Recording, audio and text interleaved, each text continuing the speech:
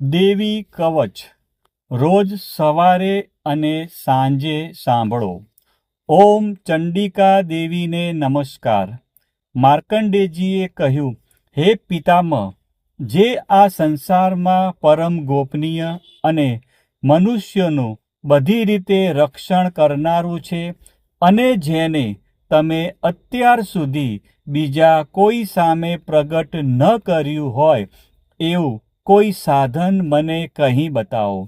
બ્રહ્માજી બોલ્યા, હે બ્રાહ્મણ, એવું સાધન તો એકમાત્ર દેવીનું કવચ જ છે, જે ગોપનીય કરતાં પણ પરમ ગોપનીય, પવિત્ર તથા બધા પ્રાણીઓ ઉપર ઉપકાર કરનારું છે.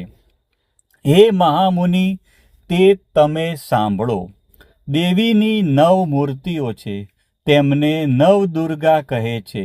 તેમના અલગ અલગ નામો બતાવવામાં આવે છે. પહેલું નામ શૈલપુત્રી છે, બીજું નામ બ્રહ્મચારિણી છે, ત્રીજું ચંદ્રઘંટાના નામે પ્રસિદ્ધ છે, ચોથી મૂર્તિને કુષ્માંડા કહે છે, પાંચમી દુર્ગાનું નામ સ્કંદમાતા છે, છઠ્ઠી દુર્ગાનું નામ કાત્યાયની છે, સાતમું સ્વરૂપ કાલરાત્રિ, આઠમું સ્વરૂપ મહાગૌરી અને નવમી દુર્ગા એટલે સિદ્ધિદાત્રી. આ બધા નામ વેદ ભગવાન દ્વારા કહેવાયા છે. જ્યારે કોઈ મનુષ્ય અગ્નિથી સળગી રહ્યો હોય, યુદ્ધભૂમિમાં શત્રુઓથી ઘેરાઈ ગયો હોય, સંકટમાં ફસાઈ ગયો હોય તેનું, તથા કોઈ ભયથી ડરી ગયો હોય અને દુર્ગાનું શરણ લીધું હોય તેનું ક્યારેય કોઈ અમંગળ થતું નથી. યુદ્ધના સમયે મુશ્કેલી હોવા છતાં પણ તેને કોઈ વિપત્તિ ઉદ્ભવતી નથી. તેને શોક, દુઃખ અને ભય પ્રાપ્ત થતા નથી. જેમણે દેવીનું ભક્તિપૂર્વક સ્મરણ કર્યું છે તેમનો અભ્યુદય નક્કી છે.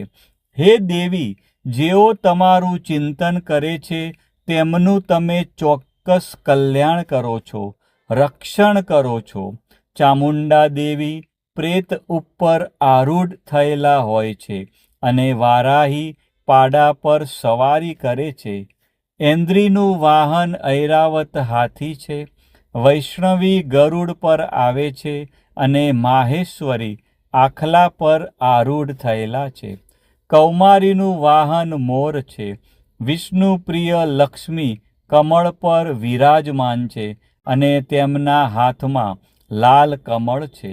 આખલા પર આરૂઢ થયેલ દેવી ઈશ્વરીએ શ્વેત વસ્ત્ર ધારણ કરી રાખ્યા છે.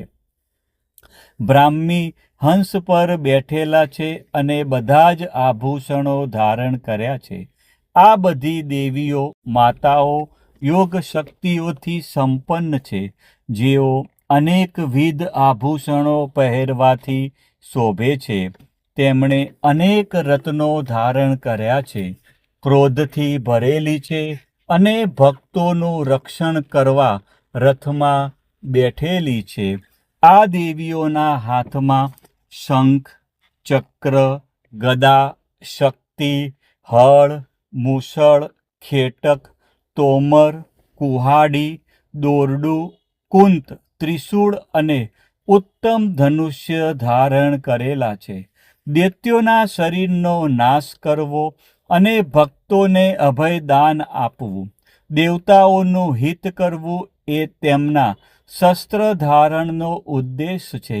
મહારૌદ્ર રૂપ, અત્યંત ઘોર પરાક્રમી, મહાબલી અને મહા ઉત્સાહયુક્ત હે દેવી, તમે મહાન ભયનો નાશ કરનારા છો. તમને મારા નમસ્કાર છે. તમારી સામે જોવું પણ મુશ્કેલ છે. શત્રુઓનો ભય વધારનારા હે જગદંબિકા, મારું રક્ષણ કરો. પૂર્વ દિશામાં ઐન્દ્રી શક્તિ મારું રક્ષણ કરે. અગ્નિ ખૂણામાં અગ્નિશક્તિ, દક્ષિણ દિશામાં વારાહી તથા નૈઋત્ય ખૂણામાં ખગધારિણી મારું રક્ષણ કરે. પશ્ચિમ દિશામાં વારુણી અને વાયવ્ય ખૂણામાં હરણ પર સવારી કરનારા દેવી મારું રક્ષણ કરો. ઉત્તર દિશામાં કુમારી અને ઈશાન ખૂણામાં શૂલધારિણી મારું રક્ષણ કરો. હે બ્રહ્માણી, તમે ઉપરની બાજુએ મારું રક્ષણ કરો. હે વૈષ્ણવી, તમે નીચેની બાજુએ મારું રક્ષણ કરો. આ જ પ્રમાણે સબ જેનું વાહન છે તે ચામુંડા દેવી 10 દિશાઓમાં મારું રક્ષણ કરો. જયા આગળની બાજુએ અને વિજયા પાછળની બાજુએ રક્ષણ કરે. ડાબા ભાગે અજિતા દેવી, જમણા ભાગે અપરાજિતા મારું રક્ષણ કરે. ઉદ્યોતિની શિખાનું રક્ષણ કરે અને ઉમા મારા મસ્તક પર વિરાજિત થઈને મારું રક્ષણ કરે. માલાધરી દેવી મારા કપાળનું અને યશસ્વિની મારી ભમરોનું રક્ષણ કરે. ત્રિનેત્રા ભમરોના મધ્ય ભાગનું અને યમઘંટા દેવી નાસિકાઓનું રક્ષણ કરે. શંખીની બંને આંખોના મધ્ય ભાગનું રક્ષણ કરે અને દ્વારવાસીની કાનોનું રક્ષણ કરે. કાલિકા ગાલોનું તથા સાંકરી કાનોના મૂળ ભાગોનું રક્ષા કરે. સુગંધા નાસિકાઓની અને ચર્ચિકા દેવી ઉપરના હોઠનું રક્ષણ કરે. અમૃતકલા નીચેના હોઠનું અને સરસ્વતી જીભનું રક્ષણ કરે. કૌમારી મારા દાંતોનું અને ચંડિકા કંઠ ભાગનું રક્ષણ કરે. ચિત્રઘંટા ગળાની ઘંટિકાનું અને મહામાયા તાળવાનું રક્ષણ કરે. કામાક્ષી દાઢીનું અને સર્વમંગલા મારી વાણીનું રક્ષણ કરે. નીલગ્રીવા કંઠના બહારના ભાગનું અને અન્નનલિકાનું કૌબેરી દેવી રક્ષણ કરે. ખગીની બંને ખભાઓનું અને વ્રજધારિણી મારા બંને બાહુઓનું રક્ષણ કરો. દંડીની દેવી બંને હાથોનું અને અંબિકા આંગળીઓનું રક્ષણ કરે. શુલેશ્વરી નખોનું રક્ષણ કરે અને કુલેશ્વરી કોખ પેટનું રક્ષણ કરો. મહાદેવી બંને સ્તનોનું અને શોક વિનાશિની મનનું રક્ષણ કરે. લલિતા દેવી હૃદયનું અને શૂલધારિણી ઉદરનું રક્ષણ કરે. કામિની નાભીનું અને ગુહેશ્વરી ગુહભાગનું રક્ષણ કરો. પૂતના અને કામિકા લિંગનું અને પાડાને વાહન બનાવનાર દેવી ગોદાનું રક્ષણ કરે. ભગવતી કટી પ્રદેશનું અને ઘૂંટણોની રક્ષા વિંધ્યવાસીની કરે. સર્વ કામનાઓ પૂરી કરનારા દેવી જંઘાઓનું રક્ષણ કરે. નારસિંહી દેવીઓનું પિંડીઓનું રક્ષણ કરે. તેજસી બંને પગોના પૃષ્ઠભાગોનું રક્ષણ કરે. શ્રીદેવી પગોની આંગળીઓનું અને તલવાસીની દેવી પગના તળિયાનું રક્ષણ કરે. પોતાના વિકરાળ દાઢોથી ભયંકર દેખાતા કરાલી દેવી નખોનું અને ઉર્ધ્વકેશિની દેવી વાળનું રક્ષણ કરે. કૌબેરી રૂવાંટીના છિદ્રોનું અને વાઘેશ્વરી ત્વચાનું રક્ષણ કરે. પાર્વતી રક્ત, મજ્જા, વસા, માંસ, હાડકાં અને મેદનું રક્ષણ કરે. કાલરાત્રિ આંતરડાઓનું અને મુકુટેશ્વરી પિત્તનું રક્ષણ કરે. પદ્માવતી કમળકોષોના મૂળ આધારનું અને ચૂડામણી કફનું રક્ષણ કરે. જ્વાળામુખી નખોના તેજનું અને અભેગા સમસ્ત સાંધાઓનું રક્ષણ કરે. હે બ્રહ્માણી, તમે મારા વીર્યનું રક્ષણ કરો. હે છત્રેશ્વરી, મારી છાયાનું રક્ષણ કરો.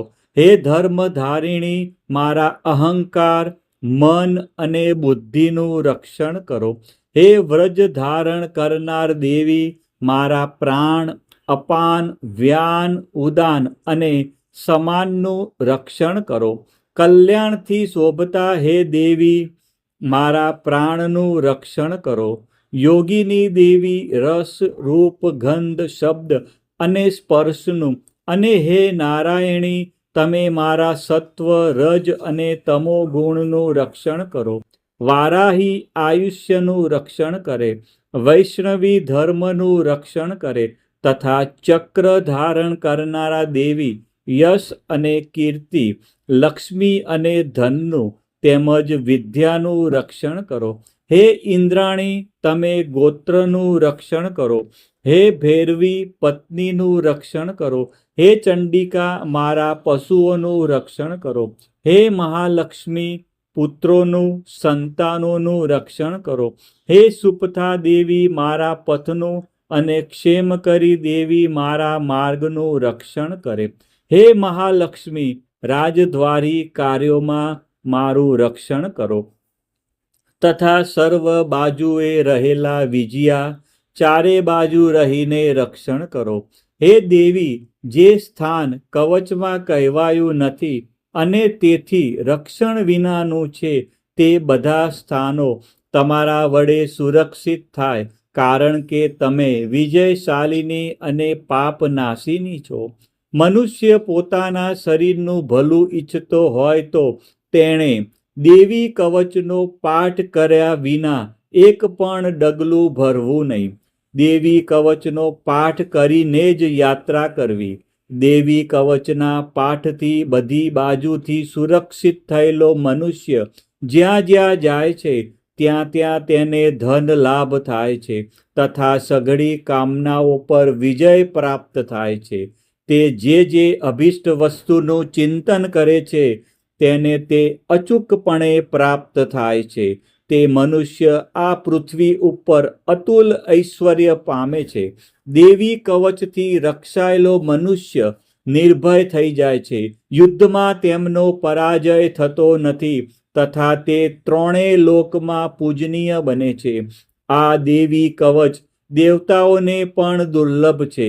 જે આ દેવી કવચનો દરરોજ 3 ટાઈમ શ્રદ્ધાપૂર્વક પાઠ કરે છે તેની દૈવી કલા પ્રાપ્ત થાય છે તથા તે ત્રણેય લોકમાં પરાજિત થતો નથી. એટલું જ નહીં, તે અપમૃત્યુથી રહિત થઈને 100 કરતાં પણ વધુ વર્ષ જીવે છે. દેવી કવચ ધારણ કરનારા મનુષ્યની રાજા તરફથી સન્માન અને વૃદ્ધિ થાય છે.